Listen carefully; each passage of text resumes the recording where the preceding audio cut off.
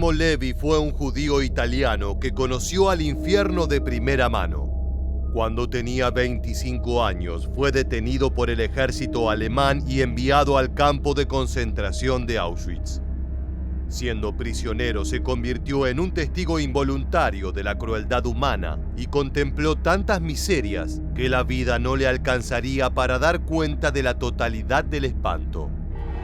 Vio a hijos arrancados de los brazos de sus madres y enviados a las cámaras de gas, montañas de cadáveres raquíticos apilados como si fueran leña, y soldados indiferentes al sufrimiento ajeno. Levi tuvo la fortuna de ser uno de los únicos 20 sobrevivientes de su camada.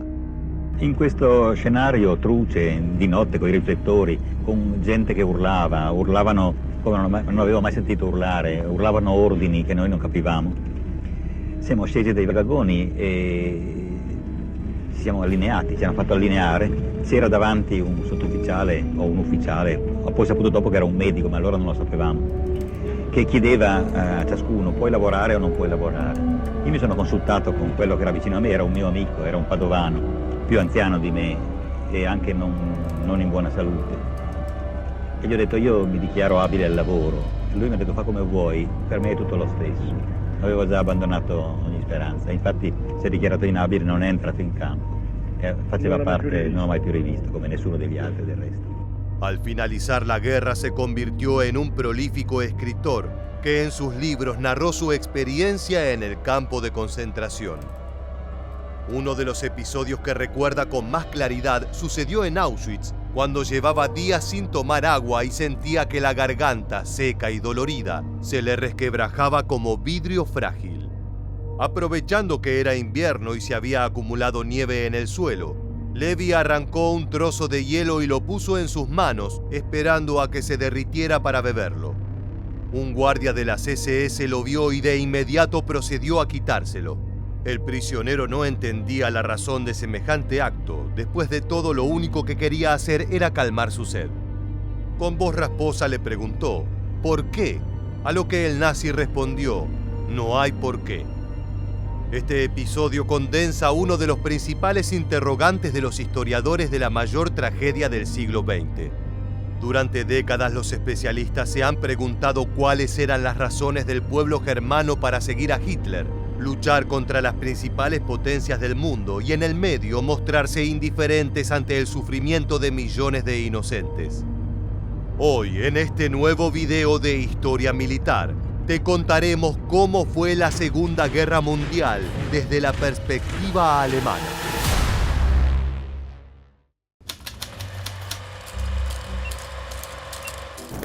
Suele decirse que la historia la escriben los vencedores, y es por ello que es importante considerar la visión de los acontecimientos que tuvieron los derrotados. Al final de la Primera Guerra Mundial, los germanos fueron derrotados y obligados a rendirse bajo condiciones humillantes. Debieron pagar enormes sumas de dinero a los vencedores, ceder parte de su territorio y reducir el tamaño de sus fuerzas armadas. El sentimiento de impotencia caló hondo en la población, que veía cómo la economía de su país colapsaba bajo la inflación y el desempleo. Al mismo tiempo, la situación política era inestable. Los gobiernos democráticos no lograban solucionar el descalabro, y en las calles la extrema izquierda amenazaba con hacer una revolución comunista.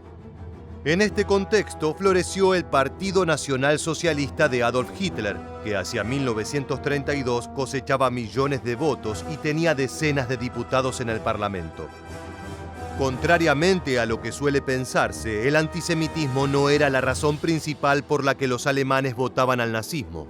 Para la gente de a pie, el movimiento del Führer era el único capaz de poner orden en una nación devastada por los conflictos internos y la violencia, aunque esta había sido generada en buena medida por los propios nazis.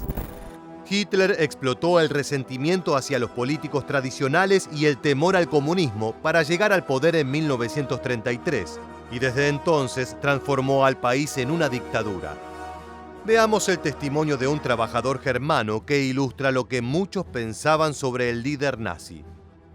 La fe era aquello que siempre nos había guiado, la esperanza en Alemania, en la pureza de nuestra nación y en nuestro Führer.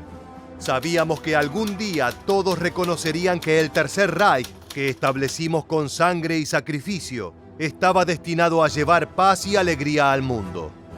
Las semillas para la tragedia ya estaban plantadas.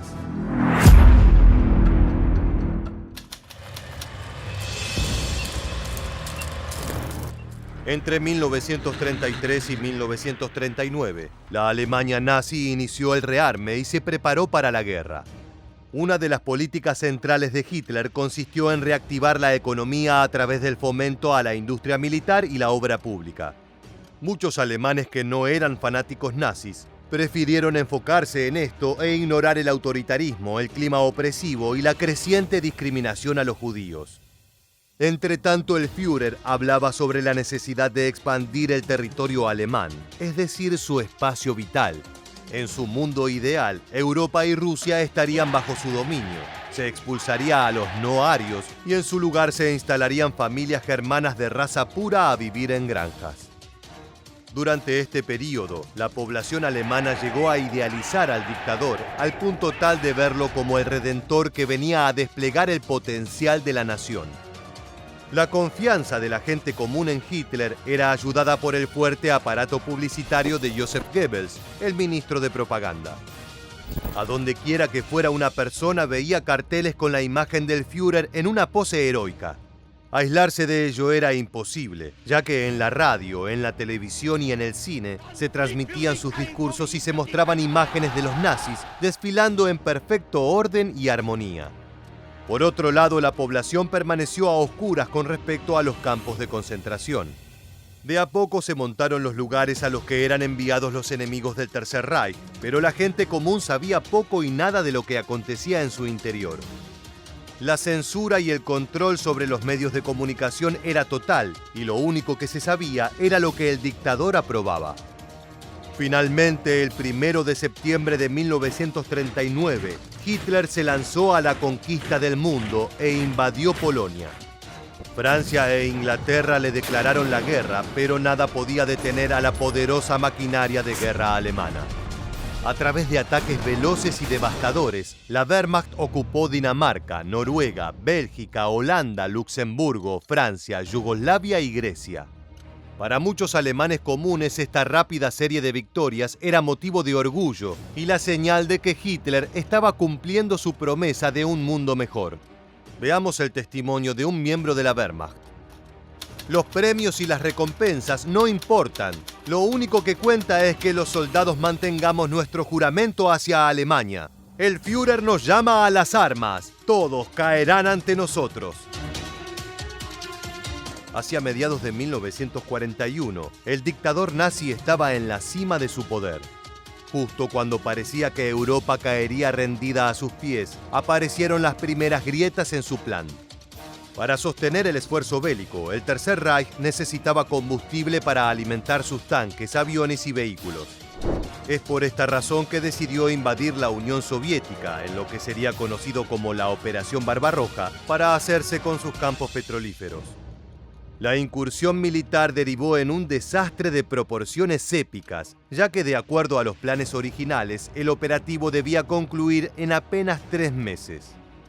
Los soviéticos, sin embargo, demostraron ser un hueso duro de roer, y las tropas alemanas se pasaron el resto de la guerra luchando en el clima helado de las estepas rusas.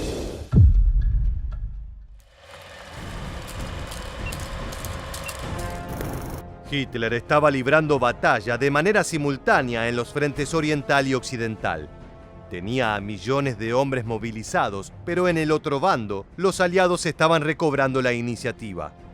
La extrema crueldad de la contienda estaba minando la moral de los alemanes que estaban hastiados de vivir entre tiroteos y explosiones.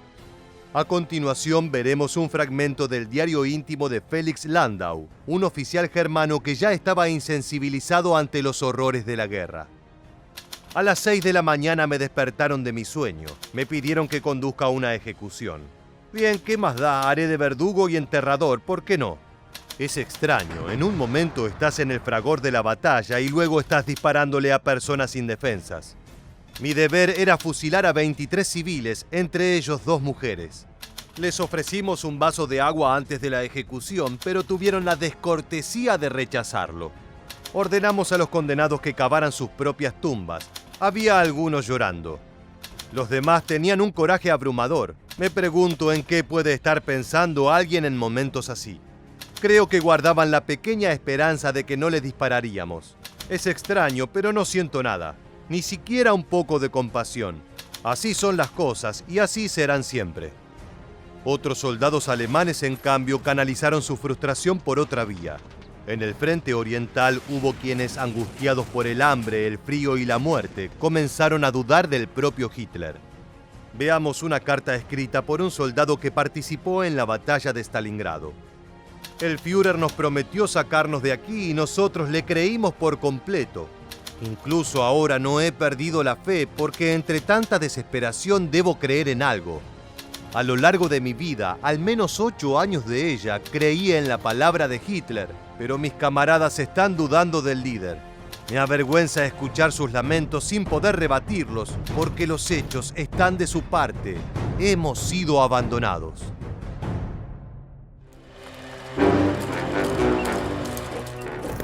Hacia 1944, la población germana era consciente de que el dictador nazi estaba perdiendo la guerra. Los medios de comunicación no ocultaban las derrotas, aunque intentaban minimizarlas, y los soldados estaban replegando sus fuerzas del campo de batalla. Por el este, el oeste y el sur, el Tercer Reich estaba rodeado, y sus enemigos no tardarían en llegar a sus puertas.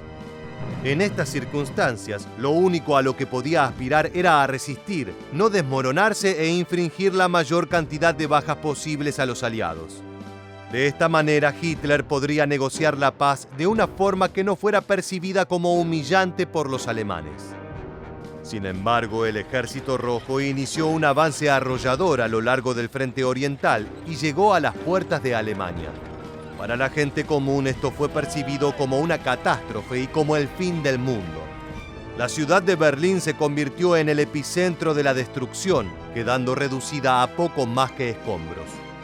Los alemanes ya no luchaban por Hitler o por los ideales nazis, sino para salvar sus vidas, proteger sus propiedades y resguardar a sus familias. Nada de ello fue suficiente y hacia fines de abril de 1945, las banderas soviéticas ondeaban en lo alto de la capital.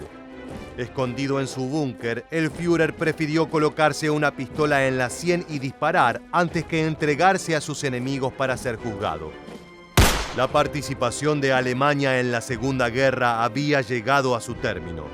A partir de entonces, los aliados ocuparon el país y pusieron en marcha la desnazificación, un proceso para borrar el legado del nazismo en la cultura y la sociedad. En los años siguientes, la población germana conoció la verdad de los campos de concentración, dándoles una nueva perspectiva de los horrores del nazismo. La enorme mayoría reflexionó sobre lo sucedido y en la actualidad existe en Alemania un consenso sobre la importancia de rememorar cómo se llegó a tal extremo y la importancia de sostener la democracia. Muchas gracias por acompañarnos hasta el final. Permanece atento a nuestro próximo video.